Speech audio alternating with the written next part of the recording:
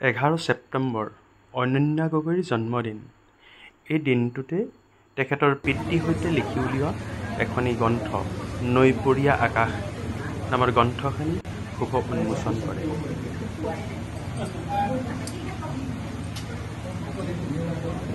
বিশিষ্ট সাহিত্যিক প্ৰেম গগৈয়ে গ্ৰন্থখন উন্মোচন কৰাৰ প্ৰাক মুহূৰ্তত বন্তি প্ৰজ্বলন কৰে বিশিষ্ট সমাজকৰ্মী কুশল দত্তই।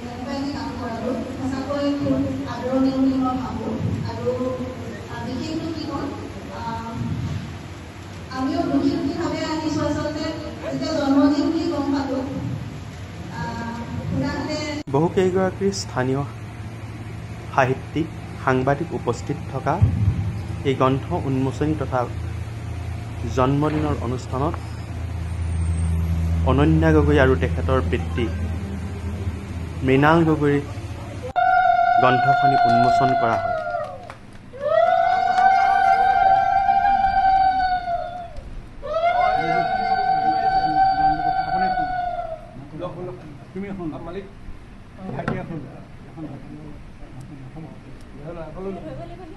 নৈপৰীয়া আকাশ উলিয়াইছে আৰু আনুষ্ঠানিকভাৱে এখন উন্মোচন কৰিবলৈ আমাক নিমন্ত্ৰণ জনাইছে।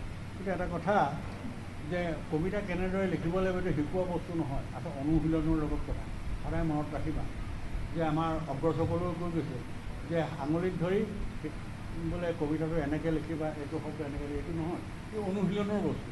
অনুশীলন কৰিবই লাগিব। অগ্ৰজৰ কবিতা পঢ়িব লাগিব, নতুনকৈ নতুন নতুন কি ধৰণৰ কবিতা হৈছে পঢ়িব লাগিব। কথাবিলাক দেউতা চাব খোজা সপোন খেলি ভাল পোৱা মানুহজন মোৰ দেউতা।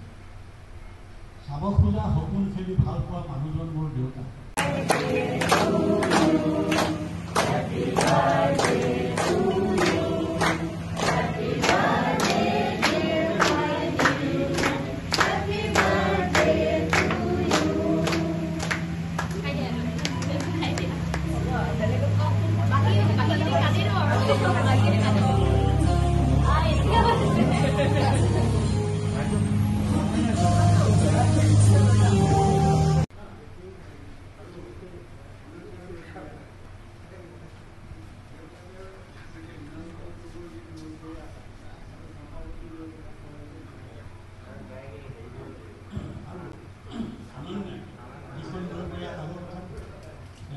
অনন্যাই যিখন নৈপৰীয়া আকাশৰ কথা কৈছে সেইখন এটা নিমাৰিক আকাৰে তেওঁ দাঙি ধৰিছে। দুখ মুখালোকে নৈৰ গঢ়াটি খিলখিল হাঁহিৰে, দুখ মুখালোকে নৈৰ গঢ়াটি খিলখিল হাঁহিৰে ধৰে, ৰ'দ কাছলিৰ জিলজিল পানী কলহে কলহে হয়। সিপাৰে সিপাৰে নৈৰে ঘাটতে হাউৰে বেহাত ধৰে, মেটেকানি ফালি মাছৰ উজান মাছলৈ মন ধৰে। একে আকাশতে বগাকৈ বগলী কলা চিলনি উৰে, দাঁতে কাষৰীয়া কোনোবা বুলি কয় পুলিটিও বৃদ্ধি। নৈপৰীয়া আকাশ তলতে গৰু মহেও চৰে, পথাৰলৈ কৰি ডেকাই বুঢ়াই মিলি ৰিঙিয়াই ঘৰে ঘৰে আকাশ প্ৰান্ত। নমস্কাৰ। দৰাচলতে মই মানে মোৰ দুটি ল'ৰা ছোৱালী, সিহঁতক সেইধৰণে আমি আগুৱাই নিব বিচাৰিছোঁ, মানে ডাঙৰ দীঘল কৰিব বিচাৰিছোঁ, যাতে ঠিক যিটো আমাৰ এনেই এটা ধামখুমীয়া থাকে, মানে সেই ধামখুমীয়াত নগৈ আমি ঠিক ব্যতিক্ৰমীভাৱে কেনেধৰণে জীৱনটো গঢ়ি তুলিব পাৰোঁ, সেইটোহে মোৰ মানে পোনপটীয়া উদ্দেশ্য আৰু দুইটি ল'ৰা ছোৱালীক লৈ পেলাই। মই বহুদিনৰ আগৰ পৰাই মানে সৰুকালৰ পৰাই এনেই দুই এটা কবিতা লিখা, সাহিত্য ইত্যাদিবিলাকৰ লগত জড়িত, নাট্যাভিনয় ইত্যাদিবিলাকৰ জড়িত, আৰু মোৰ ল'ৰা ছোৱালীকেইটাকো সেই দিশত মই লৈ গৈছোঁ। আজি সেয়ে তাই প্ৰায় 28 বছৰ শেষ কৰি আজি 29 সংখ্যক তাইৰ জন্মদিন। এই জন্মদিনত আমি কিছু আগৰ পৰা নিজে ভাবিলোঁ যে আমি যিবিলাক লিখি মেলি আছোঁ তাইও লিখে, দুয়োজনে লগলগি আমি এখন কিতাপ কৰোঁ। আৰু এই ক্ষেত্ৰত মাকে সহায়, মানে মাকৰ এটা হেৰি আছে, সহযোগিতা মানসিকভাৱে মাকৰ ইচ্ছা, তেওঁ এইটো প্ৰকাশ কৰিছে, মানে মোৰ ছোৱালীৰ মাকে। গতিকে আমি আজি ডিমৌ অঞ্চলৰে নহয়, শিৱসাগৰ জিলাৰ বিভিন্ন প্ৰান্তৰ পৰা বিশেষ কিছুমান তেনেধৰণৰ সাহিত্যৰ লগত জড়িত বা কবিতাৰ লগত জড়িত ব্যক্তিক আমি আমন্ত্ৰণ কৰি আনিছোঁ। আৰু সেয়ে মই নিজে সুখী হৈছোঁ যে আজি হয় সুখী হৈছোঁ যে এইটো তাইৰ জন্মদিনটো এনেধৰণে পাতিব পাৰিছোঁ। কোনে উন্মোচন কৰিলে? কিতাপখন আমাৰ যিখন গ্ৰন্থ মানে কবিতা গ্ৰন্থ কিতাপখন অসমৰ এজন প্ৰথিতযশা কবি, এসময়ৰ সদৌ অসম কবি সন্মিলনৰ সভাপতি আৰু শিৱসাগৰ জিলা সাহিত্য সভাৰো এখেত সভাপতি আছিল প্ৰেম গগৈদেৱ, তেখেতে উন্মোচন কৰিছে।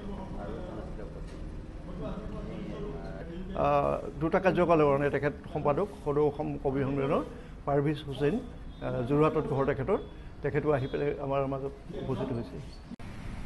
বহু কেইটা বছৰৰ পাছত এনে এখন কবি সন্মিলনলৈ অংশগ্ৰহণ কৰিবলৈ আৰু এখন কিতাপ উন্মোচন কৰিবৰ বাবে মই ডিমৌলৈ অহাৰ মোৰ সৌভাগ্য হ'ল।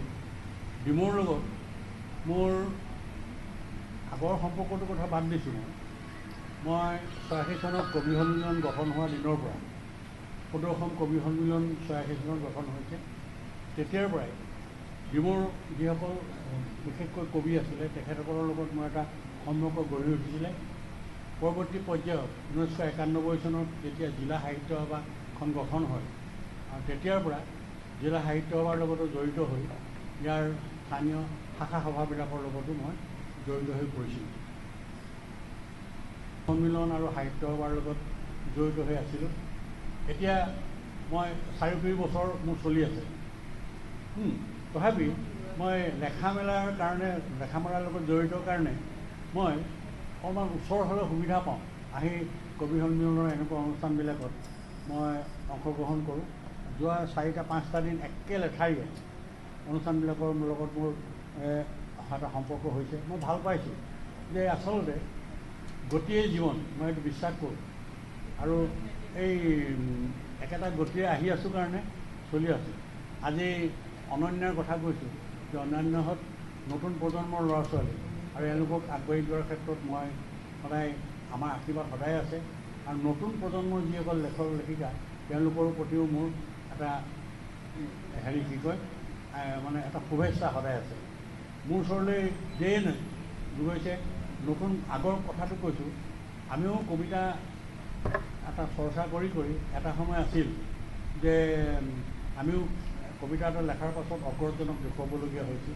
মই চাই দিয়কচোন ক'ৰবাত শব্দ ভুল হৈছে নেকি, কিয়নো মই ৰাজনীতি বিজ্ঞানৰ ছাত্ৰ আছিলোঁ, অসমীয়াৰ ছাত্ৰ নহয়।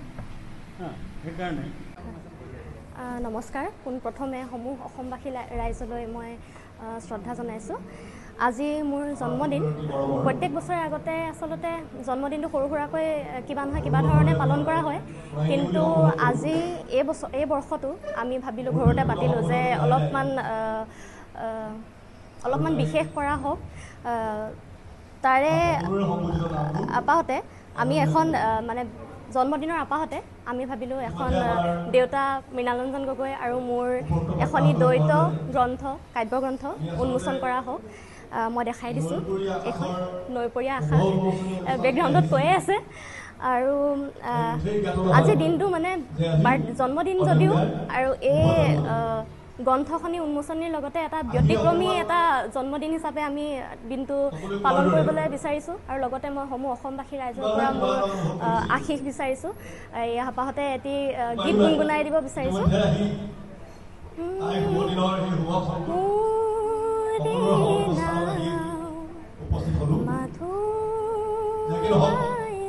প্ৰথমে মই সকলোৰে মনত অনন্যালৈ জন্মদিনৰ শুভেচ্ছা আৰু সভাৰ আজিৰ উন্মোচনী সভাৰ ধন্যবাদ। সন্মানীয় উন্মোচক তথা আজিৰ সভাখনিত বহুতকেইজন বিশিষ্ট ব্যক্তি উপস্থিত আছে আৰু তাৰে মাজত যিজন উন্মোচক তেখেত হৈছে প্ৰেম গগৈ। শিৱসাগৰৰ এজন বিশিষ্ট সাহিত্যিক তথা কবি প্ৰেম গগৈ। তেখেতে এখন উন্মোচন হ'ল বুলি কিছু সময়ৰ পূৰ্বে সকলোৰে আগত প্ৰকাশ কৰিছে আৰু লগতে বৰ্তমান আহি পাইছে আমাৰ সদৌ অসম কবি সন্মিলনৰ প্ৰাক্তন সম্পাদক তথা বৰ্তমানো তেওঁ সম্পাদক হৈ আছে পাৰভেজ হুছেইন, তেখেত আহি পাইছে আৰু বহুত কেইগৰাকী ব্যক্তি আমি আমন্ত্ৰিত কৰিছোঁ, তেখেত আহিব। যিহেতু সকলোৰে নিজৰ ব্যক্তিগত অলপমান কাম আছে, সেয়া সমাপ্ত কৰি আহোঁতে অকণমান সময় লাগিব। আৰু আমাৰ ডিমৌৰে বহুত কেইগৰাকী বিশিষ্ট ব্যক্তিও ইয়াতে উপস্থিত আছে, আপোনালোকে দেখিবলৈ পাব।